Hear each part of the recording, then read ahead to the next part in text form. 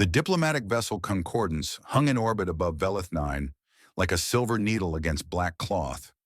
Inside its observation deck, representatives from 12 different species gathered to witness something ancient and brutal. They called it the blooding ceremony. It was a test, a proof of worth. And today, humanity had been invited to watch. Sergeant Major Elena Vasquez stood near the back of the crowd. She wore a simple gray uniform with no medals, no decorations, nothing that would draw attention. Her dark hair was pulled back tight. Her eyes moved slowly across the room, taking in every detail. She had learned long ago that the most dangerous moments came when everyone else felt safe. The Thessani ambassador, a creature named Crixvol, stood at the center of the deck. He was tall and covered in blue scales that shifted color when light touched them. His forearms gestured widely as he spoke, and his voice carried the arrogance of someone who had never known real fear. "Welcome, honored guests," Crixvol announced. "Today you will witness the blooding. Our young warriors will descend to the surface and hunt the Vorax, the apex predator of this death world. Those who survive will earn their place among the elite." A murmur passed through the crowd. Elena noticed that several delegates looked nervous. The Pelori ambassador, a small furry creature with 6 eyes, clutched a data pad to its chest like a shield. The Kreth delegation, massive beings made of living stone, stood perfectly still, but their crystal eyes flickered with unease. Elena had read the briefings. The Vorax was a nightmare given flesh. 6 limbs, bio-armor that could stop plasma fire, teeth that could bite through starship hull plating. In 10,000 years of these ceremonies, no warrior had ever killed a Vorax in under 40 minutes. Most took hours, many died trying. Crixvol turned his attention to Elena. His lipless mouth curved into something that might have been a smile. "Ah, the human observer," he said, loud enough for everyone to hear. "We are honored that your young species could join us, though I understand your kind prefers to watch rather than participate in such matters." Several delegates made sounds that might have been laughter. Elena said nothing. She had heard worse. "Tell me, human," Crixvol continued, walking closer, "does your species have any warrior traditions? Or do you spend all your time building machines to fight for you?" Elena met his gaze. Her expression did not change. "We have traditions," she said simply. "Oh? And what does your species hunt? Small animals? Vegetables, perhaps?" More laughter. The Kreth ambassador rumbled something in its stone language. One of the Thessany guards translated it as a joke about humans being made of soft meat. Elena let the silence stretch for 3 heartbeats. Then she spoke. "We hunt whatever needs hunting." Something in her voice made Crixvol's smile fade slightly, but he recovered quickly, turning back to address the full crowd. "The ceremony will begin shortly. Please direct your attention to the viewing screens. Our warriors are already on the surface, tracking their prey." The screens flickered to life, showing dense jungle beneath an orange sky. Elena watched the Thessany warriors move through the undergrowth. They carried energy lances and wore heavy armor. They moved in formation, their training evident in every step. But Elena noticed something else. Despite their weapons and their numbers, the warriors looked scared. Their movements were too quick, too jerky. They kept checking behind them. These were not hunters. These were prey pretending to be predators. She had seen that look before, in the eyes of soldiers who knew they were outmatched, in the faces of men and women walking into situations they might not walk out of. The observation deck had been designed for luxury. Soft chairs lined the viewing area. Servants from a dozen worlds moved through the crowd offering drinks and small foods. The atmosphere was meant to feel like a sporting event, something exciting but ultimately safe. Elena did not sit. She stood near a support pillar where she could see both the screens and the doors. Her hand rested casually near her jacket, close to the weight she carried inside it. "You seem tense, human," a voice said beside her. Elena turned to find a Pelori scientist studying her with 3 of its 6 eyes. The creature was small, barely reaching her waist, and its fur was a soft gray color. "Just observing," Elena replied. "I am Dr. Velix," the Pelori said. "I study species behavior. You are the first human I have met in person. May I ask you something?" Elena nodded slightly. "Your species has only been part of the Galactic Union for 11 standard cycles. Yet your military was granted observer status at this ceremony. That is unusual. Most new species must wait centuries for such an invitation. The Pelori's eyes blinked in sequence. Why do you think that is? Elena considered the question. The honest answer was complicated. Humanity had entered the galactic stage with a reputation that made other species nervous. Not because of their technology, which was primitive by galactic standards. Not because of their numbers, which were small, but because of something else. Something harder to define. Maybe they wanted to see us up close, Elena said. Figure out what we are. Dr. Velix made a sound that might have been agreement. That is my theory as well. There are many questions about your kind. Many mysteries. Your homeworld is classified as a Class 7 death world, yet you show no obvious adaptations for such an environment. No armor, no venom, no natural weapons. We adapted in other ways. Yes, that is what makes you interesting. Dr. Velix paused, and perhaps concerning. Before Elena could respond, an alarm split the air. Red lights flashed across the observation deck. Crixvol's voice rose above the sudden chaos. Containment breach! All delegates, remain calm! But calm was already gone. The viewing screens showed chaos on the surface. Something had gone wrong with the hunt. The Thasani warriors were running, not chasing. And then Elena saw why. A Vorax had broken through the containment barrier, not on the planet's surface. Here, in the biodome section connected to the observation deck, the creature burst through the tree line visible through the main windows. It was everything the briefings had described and worse. 8 feet of muscle and armor and hatred. Its 6 limbs tore through vegetation like paper. Its roar shook the glass. Delegates screamed. Some ran for the exits. Others froze in place, their bodies unable to process what they were seeing. Elena did not run. She did not freeze. She watched the Vorax charge toward the observation deck, counting its steps, measuring its speed, calculating angles and distances, with a part of her brain that had been trained for exactly this moment. Crixvol shouted orders that no one followed. His guards fumbled with ceremonial weapons that had never been meant for actual combat. The Vorax hit the glass. It did not break, but cracks spiderwebbed across the surface. Elena's hand moved toward her jacket, and somewhere deep in her chest, something old and cold woke up. The glass shattered inward like a wave of crystal rain. The Vorax came through the gap before the pieces had finished falling. Its roar filled the observation deck with sound so deep that Elena felt it in her bones. Time did something strange. It always did in moments like this. The world slowed down, stretched out, became a series of frozen images that her mind could examine one by one. Image: the Vorax landing on the deck, its 6 claws digging into the metal floor, leaving gouges 3 inches deep. Image: Crixvol stumbling backward, his 4 arms raised in a gesture that might have been surrender or prayer. Image: the Pelori scientist, Dr. Velix, frozen in place, all 6 eyes wide with terror. Image: 17 diplomats scattered across the room like leaves, none of them moving toward safety because there was no safety to move toward. Image: the Vorax's head turning, its 4 eyes scanning for prey, settling on the largest cluster of bodies near the viewing chairs. Elena's training took over, not the official training from the military academies. Something older. Something that lived in the back of her brain, where instinct and experience had merged into something faster than thought. She had studied the Vorax briefings carefully. She knew the creature's biology better than most of the Thasani who had grown up hunting them. Bioarmor covered 97% of its body. Energy weapons took minutes to burn through. Kinetic weapons bounced off like rain. But there was one weakness: the eye sockets.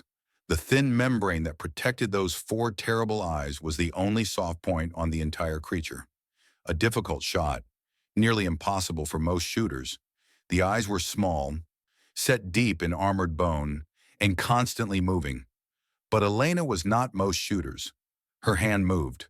The motion was smooth, practiced 10,000 times until it required no thought at all. Her fingers found the grip of the suppressed pistol inside her jacket. The weapon cleared the holster. Her arm extended. Her eyes found the target. The Vorax was still turning toward its prey. It had not yet noticed her. It did not know that in this room full of terrified aliens, there was one creature that was not afraid. Elena fired twice. The first round entered the Vorax's upper left eye socket at an angle designed to hit the brainstem.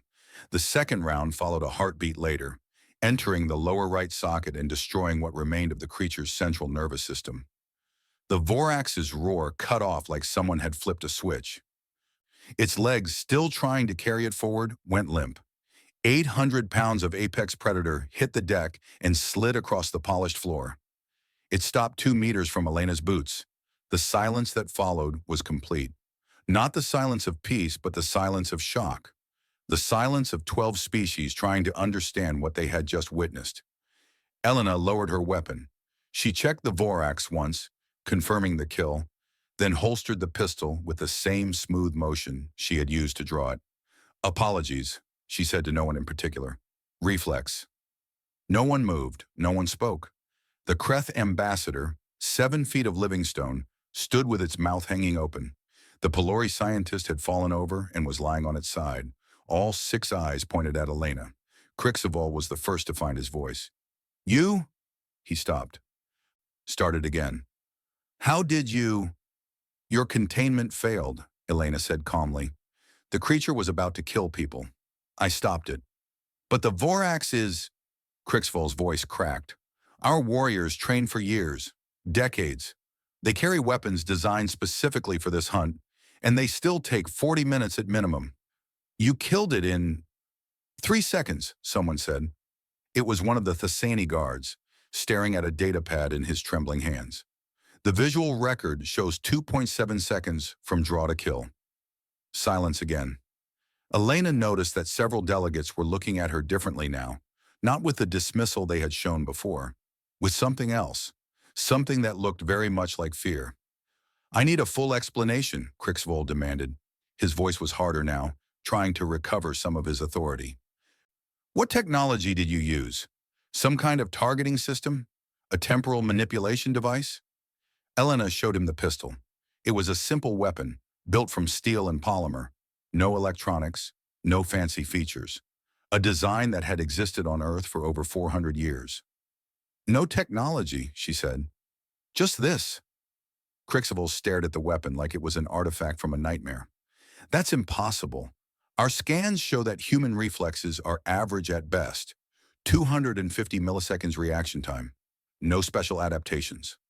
"Those scans are correct." "Then how?" Elena considered how to answer.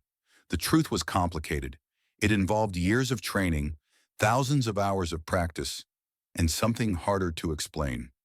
A willingness to act when others froze. A calm in the center of violence that most species never developed because they had never needed to. "Practice," she said finally. It was not a satisfying answer. She could see that in Crixoval's face. He wanted a secret, a trick, some piece of technology he could study and understand and neutralize. The idea that a human could simply be better at violence than his species' greatest warriors was not something he could accept. "I want full biological scans," he said, "and your weapon will be confiscated for analysis." "No." The word hung in the air. Crixvoll's scales shifted to a darker blue, a sign of anger among his kind. "You are in Thessani space, human. You will comply with our authority." Elena met his gaze. She did not blink. "I am a diplomatic representative of the United Earth Government. My weapon is classified military equipment. You have no authority over either. You killed a sacred creature without permission. That is a violation of ceremonial law. I killed a dangerous animal that was about to murder 17 unarmed civilians." Elena's voice remained perfectly calm. "If your ceremonial law requires me to watch people die, then your ceremonial law is wrong." No one had ever spoken to a Thessani ambassador that way. Elena could see the shock on the faces of the other delegates. Even the Kreth, who feared nothing, seemed surprised. But something else was happening too. Elena noticed that several delegates were nodding slightly. The Pelori scientist had gotten back on its feet and was watching her with what might have been respect. A delegate from a species she did not recognize gave her a small gesture that seemed to mean approval. Crixvold noticed it too. His anger faded, replaced by something more dangerous. Calculation. Very well, he said slowly. We will discuss this matter through proper diplomatic channels. But I will have answers, human, one way or another. Elena nodded. I look forward to it. Medical teams arrived to remove the Vorax body. Security swept the room. Delegates were escorted to safer areas of the ship.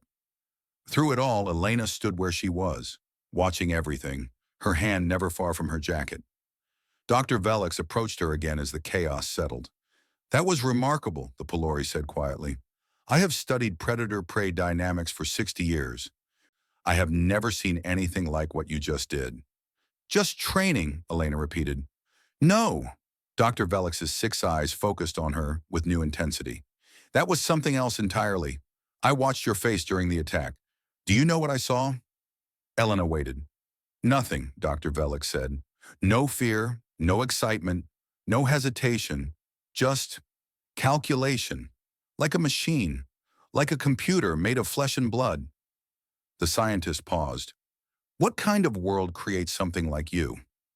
Elena thought about Earth, about millions of years of survival, about ancestors who had hunted mammoths with sharpened sticks and been hunted in turn by everything with teeth and claws. A hard one, she said, and she walked away, leaving Dr. Velix standing alone beside the bloodstain where the galaxy's apex predator had learned, too late, that it was not at the top of the food chain. The briefing room was cold and bright. Lights embedded in the ceiling created a glow that left no shadows anywhere.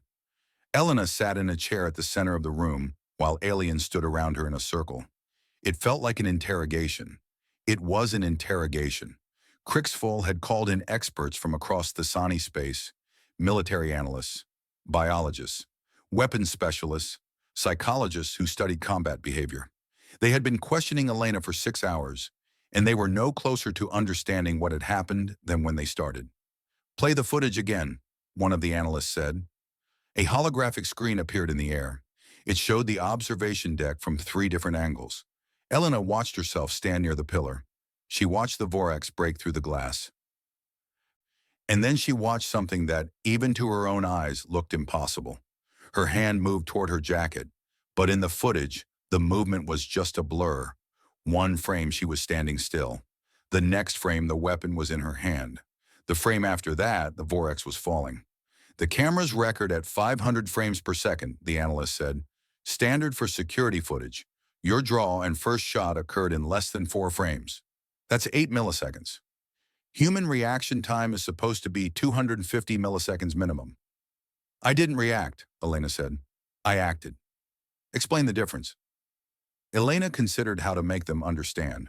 It was like trying to explain color to someone who had never seen light. Reaction means you see something happen and then you respond. That takes time. Your eyes send signals to your brain. Your brain processes the information. Then it sends signals to your muscles. 250 milliseconds, like you said. She paused. But if you train enough, if you practice the same action thousands of times, it doesn't require thought anymore. Your body learns to recognize patterns before your conscious mind does. I didn't wait to see the Vorax attack. I saw the situation and my body knew what to do. The decision was already made before I was aware of making it. The analysts exchanged looks. One of them made a note on a data pad. You are describing something like precognition, another expert said, the ability to act before an event occurs. Not precognition, pattern recognition. I've been in enough combat situations to know what an attack looks like before it happens. The way a predator shifts its weight, the direction of its eyes. Small signals that most people miss because they haven't learned to look for them. But even with pattern recognition, your physical speed should be limited by your biology. We scanned you. You have no genetic modifications, no cybernetic enhancements. Your muscle structure is standard human baseline. That's correct. Then how did you move so fast? Elena almost smiled. They were asking the wrong question. Speed was not about how fast your muscles could contract. It was about efficiency, about removing every unnecessary movement until only the essential remained. I didn't move faster than a normal human can move, she said. I just didn't waste any motion. No hesitation, no adjustment, no thought. Just the draw, the aim, and the trigger pull. Everything else was cut away. The room went quiet. Show us your weapon, Crixville said finally. Elena drew the pistol and placed it on the table. The aliens gathered around it like scientists examining an alien artifact, which to them, it was. This is your standard military sidearm? One of them asked. No, this is a personal weapon based on a design from Earth's history. Very old, very simple. No targeting assistance? No computer-guided aiming? Nothing. Iron sights, manual trigger. The same basic design humans have used for centuries.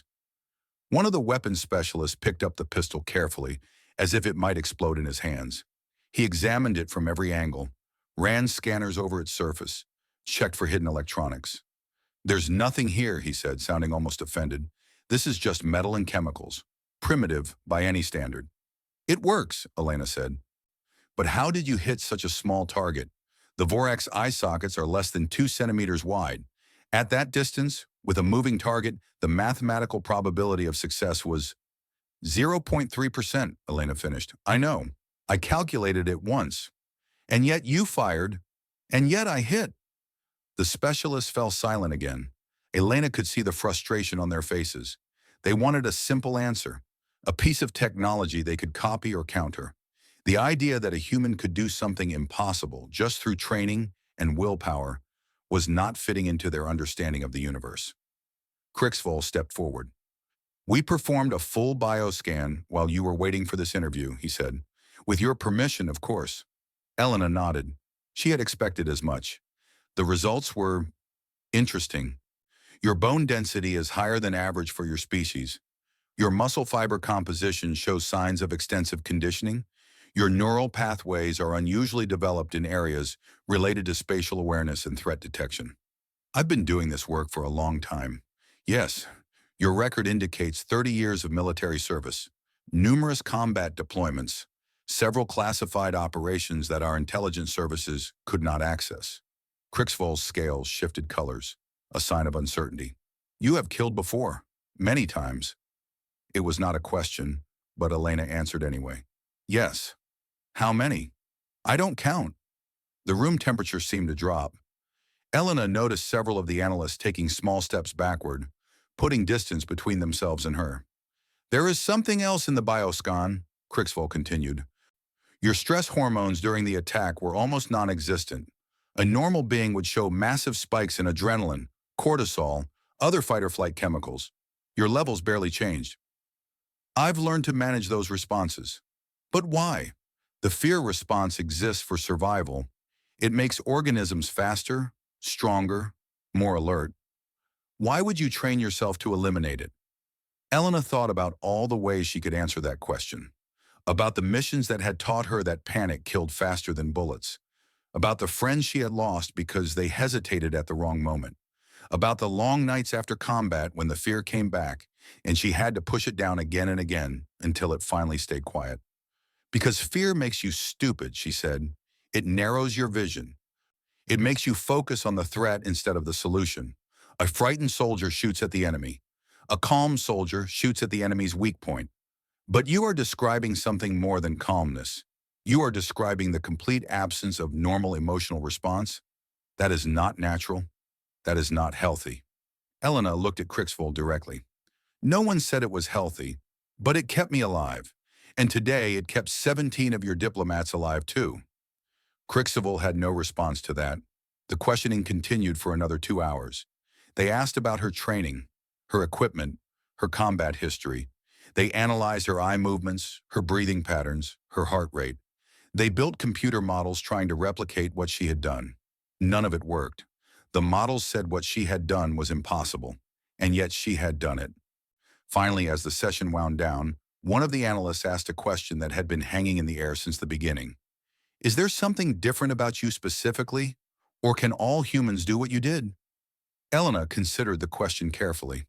I'm better than most, she admitted, but I'm not unique. There are others on Earth who could have made that shot.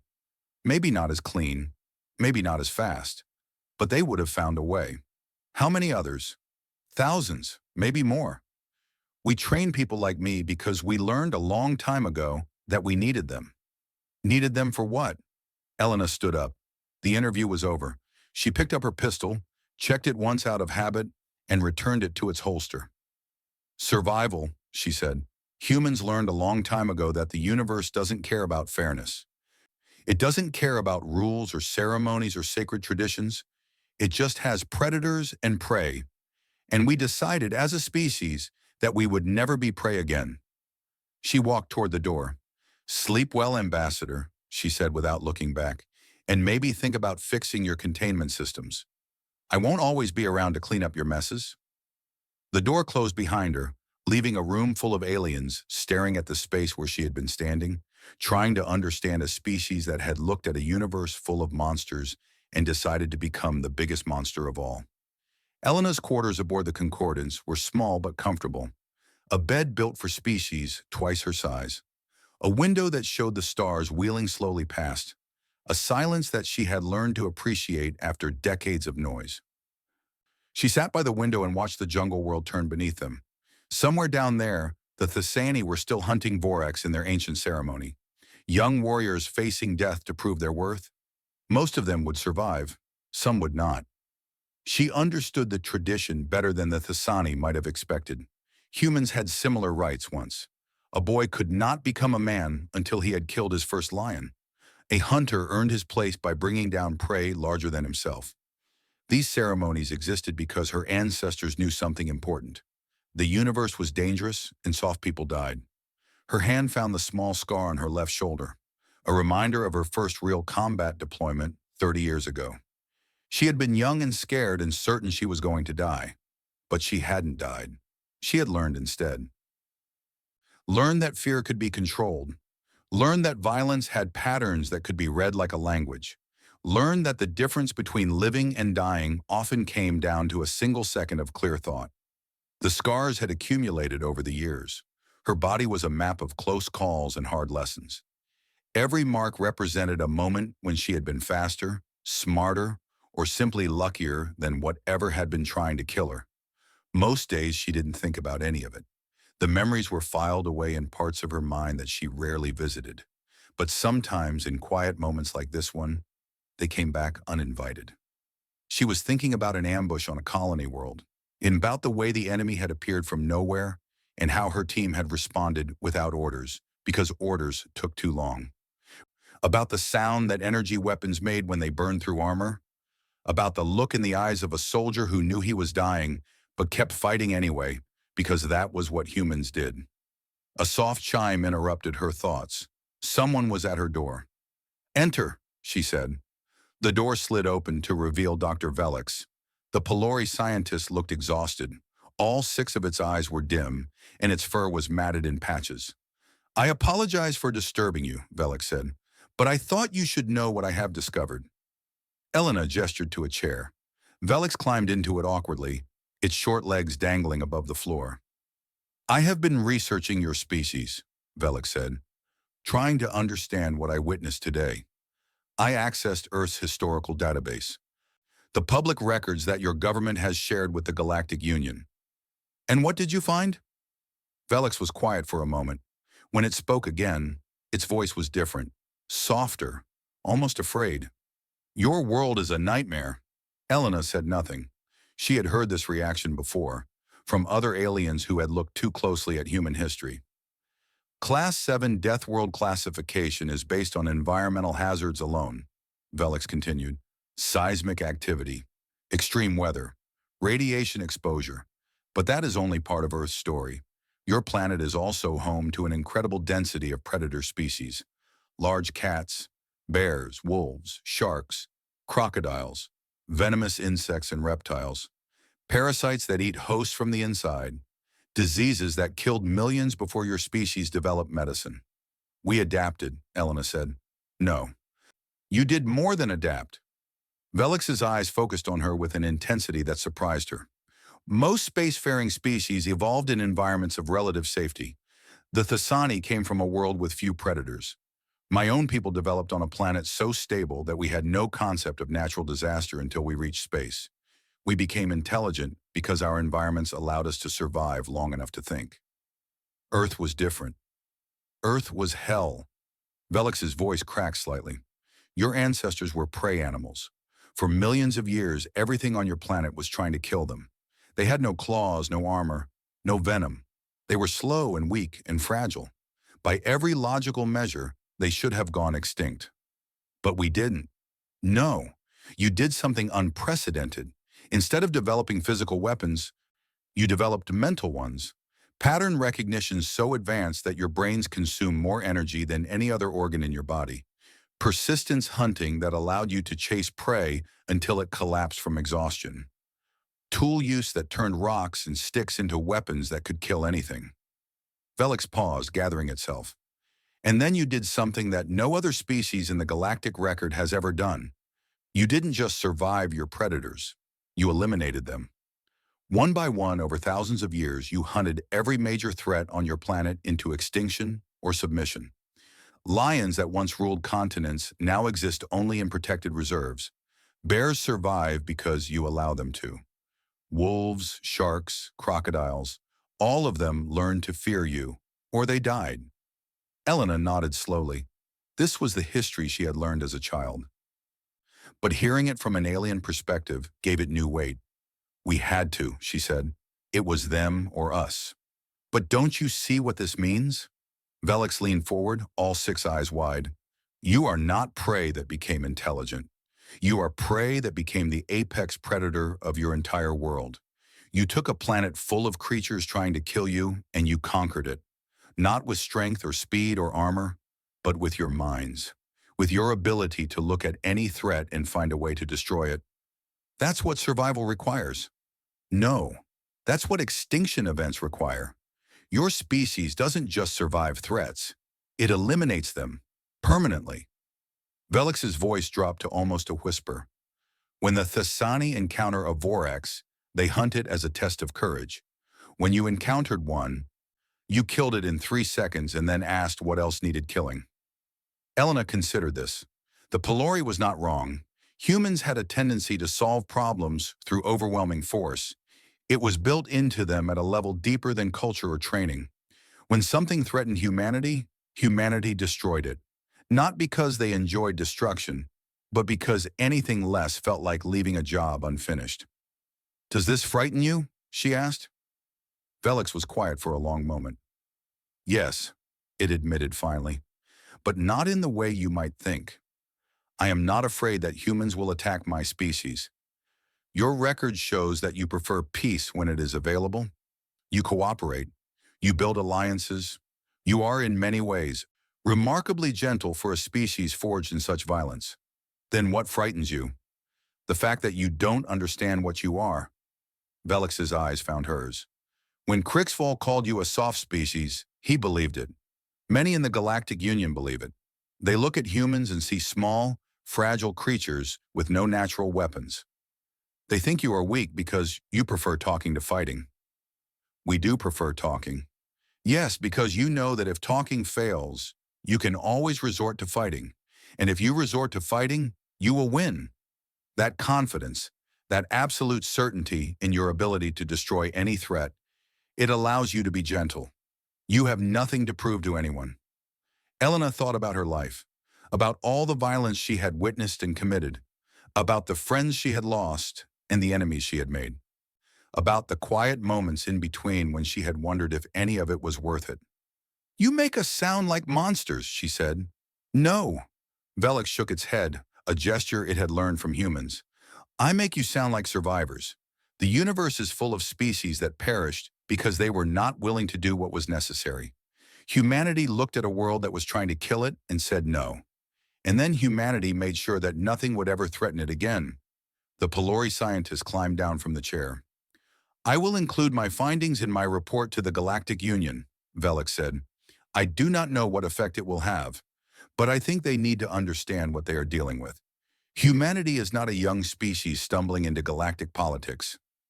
Humanity is an apex predator that spent millions of years hiding its claws. Velix walked toward the door, then paused. Thank you for speaking with me, Sergeant Major, and thank you for saving my life today. I know you did not do it for gratitude, but you have mine anyway. The door closed behind the scientist, leaving Elena alone with the stars in her thoughts. She stayed by the window for a long time, watching the jungle world turn below her. Somewhere down there, predators hunted and prey fled, and the ancient dance of survival continued as it had for millions of years. But Elena was not part of that dance anymore. Humanity had stepped off the dance floor long ago and claimed something new.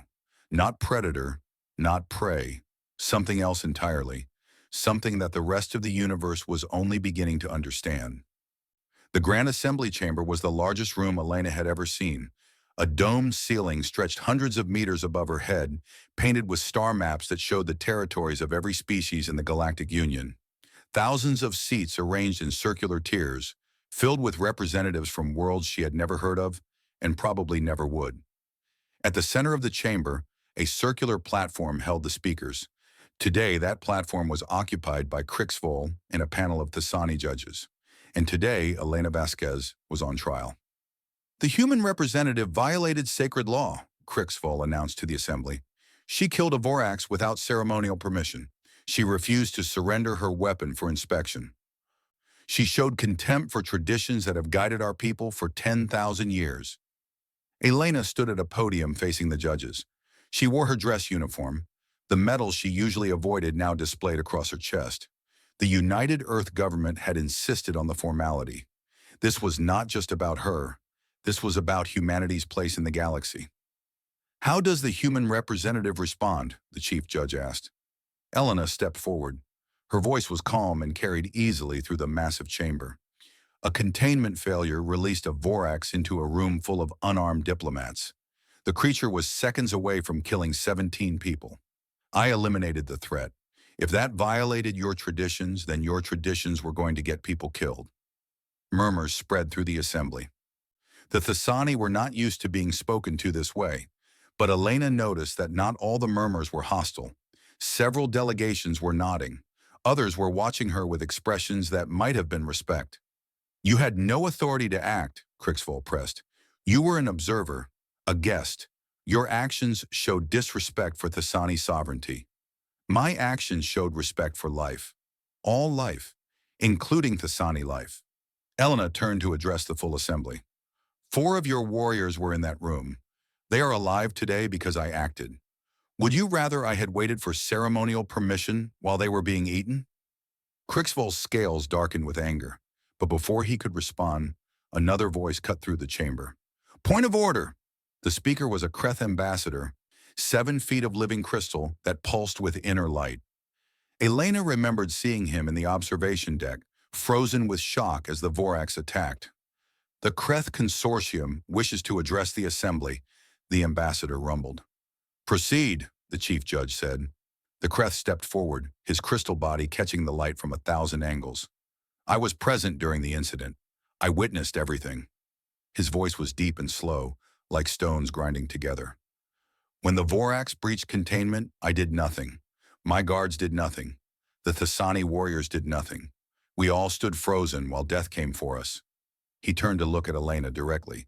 This human did not freeze. She did not run. She did not scream. She simply drew her weapon and eliminated the threat in less time than it takes me to complete a thought. The Kreth paused.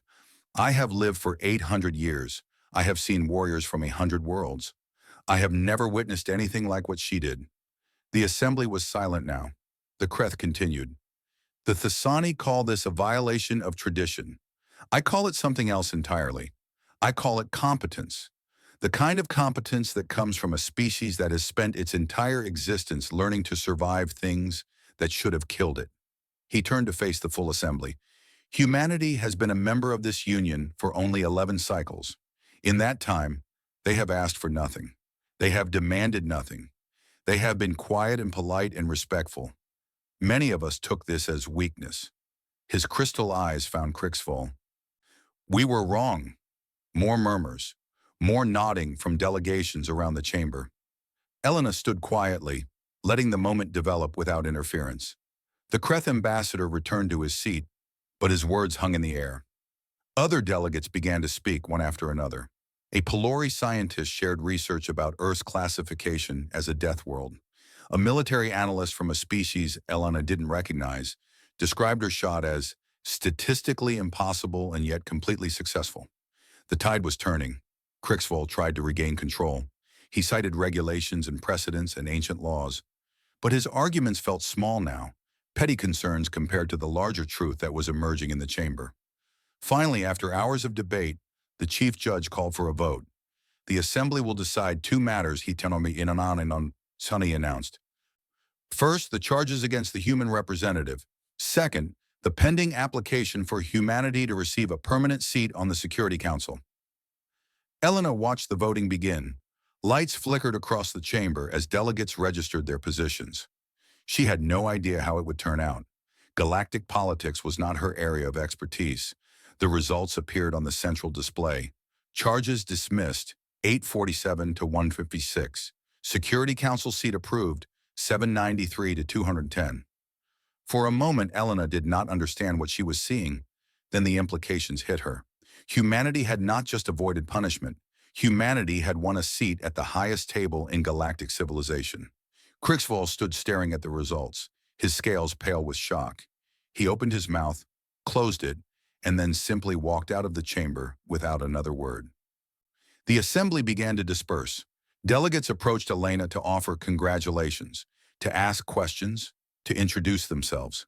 She answered them politely, shook hands and tentacles and other appendages, and tried to process what had just happened. Eventually, the crowd thinned.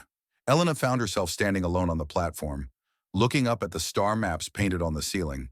So many worlds, so many species, and now humanity had a voice among them. Sergeant Major. She turned to find a young Thessani warrior standing nearby. He was smaller than Crixval, his scales a lighter shade of blue. His posture suggested nervousness, but also determination. I wanted to speak with you, he said. If you have a moment. Elena nodded. I watched the recording of your shot, he continued. I have studied combat techniques from 100 worlds. I have trained since childhood to become a hunter, but I have never seen anyone do what you did. It was just training, Elena said. Anyone can learn. No, I don't think that's true. The young warrior hesitated. I want to ask you something personal. Go ahead. How do you live with it? Elena waited for him to explain. Humans have so much violence in your history, he said. So much death. Your own species has killed millions of itself through wars and conflicts. Your ancestors eliminated entire categories of life on your planet.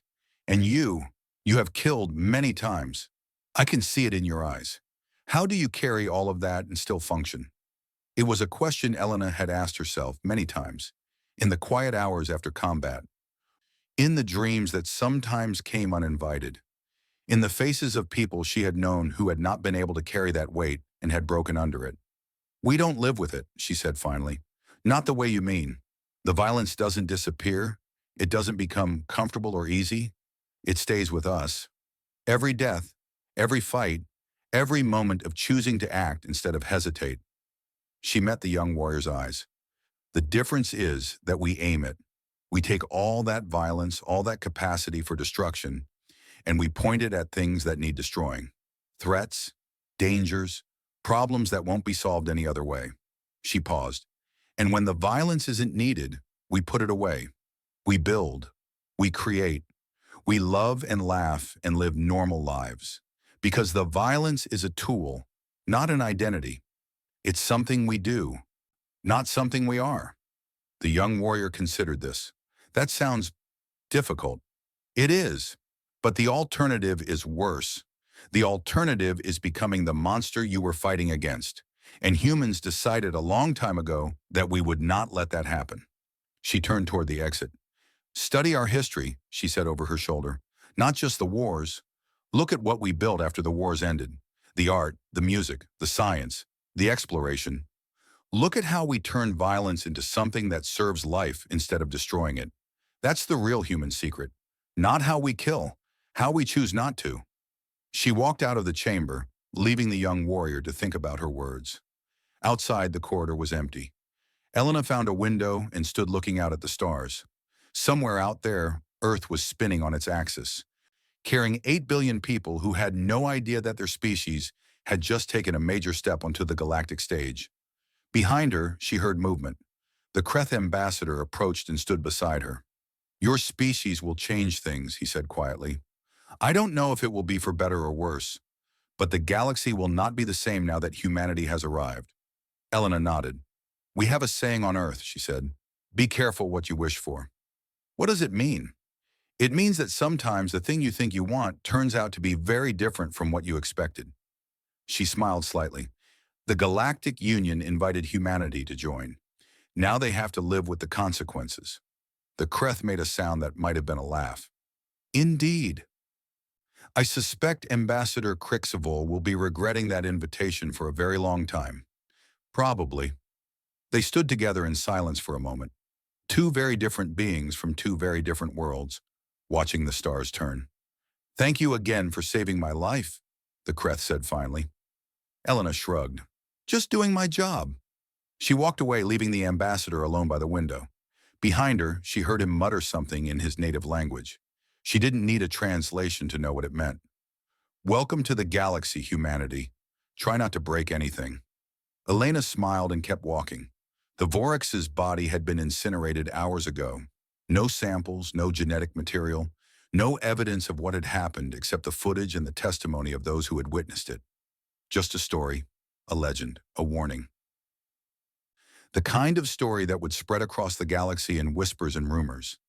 About a soft pink creature that had killed an unkillable predator in 3 seconds flat. About a species that seemed harmless until you threatened something they cared about. Elena reached her quarters and stepped inside. She sat by the window one last time and looked out at the universe that was now, in a small but significant way, watching humanity a little more carefully than before. You're welcome, she whispered to no one in particular. And somewhere in the vastness of space, the galaxy began to learn what Earth had always known. The most dangerous predators were not the ones with the biggest teeth. They were the ones you never saw coming.